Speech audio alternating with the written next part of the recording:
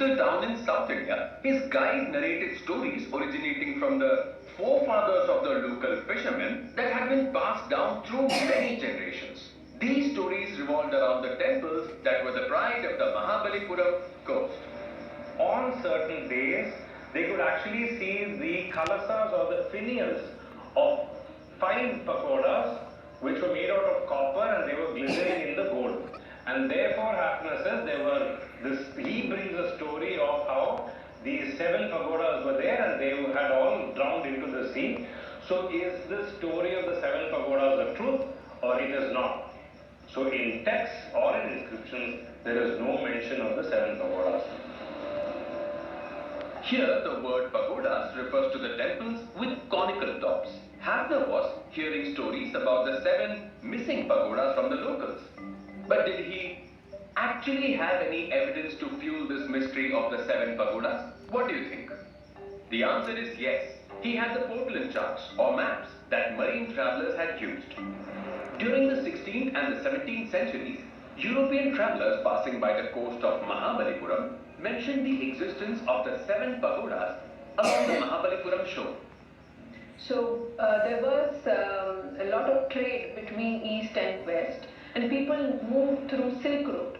And then in Turkey, the Silk Road got blocked, and the Europeans started finding sea route to India. They would come from Gujarat side and they would navigate along the coast of India. So lots of maps got made to guide these marine travelers, and these maps are called portolan charts.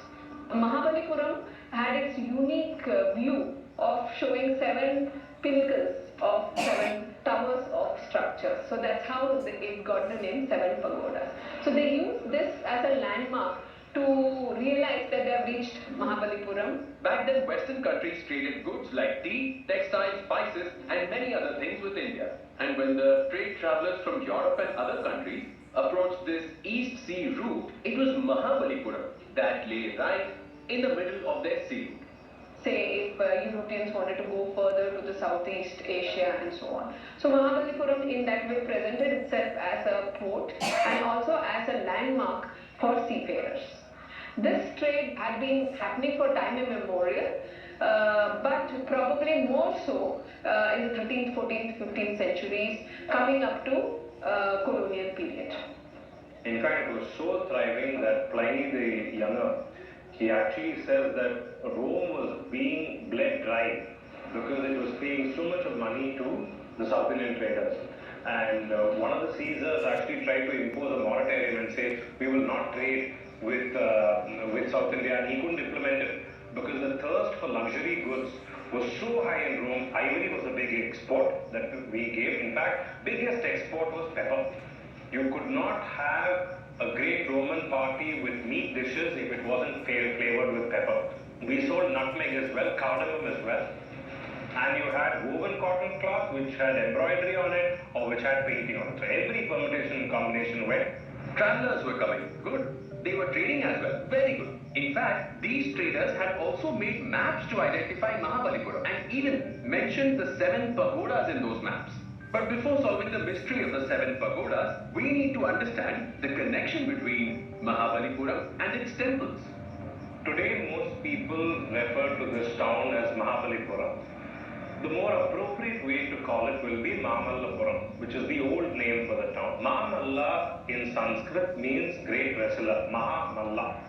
This was a birudu or a title Mahendravarma Pallava, who ruled from 580 to 630 CE, gave to himself. It is largely believed that he was the one who was instrumental in creating many of the structures around the hillock, which you find today. His successor Rajasimha, who ruled from 690 to 725, also had a part to play in Mamallapuram. The most important structure that he built was a shore temple. Mahendravarma Pallava was truly a genius. He truly revolutionized this concept in Tamil Nadu. We have, in that narrow space of 20-30 years that he ruled, more than about 10-15 cave temples across Tamil Nadu, built entirely with so much of precision in granite. Some of the cave temples, you have 2 pillars in the front, a shrine exactly in proportion to that. The shrine, the linga and inside, the steps, everything is made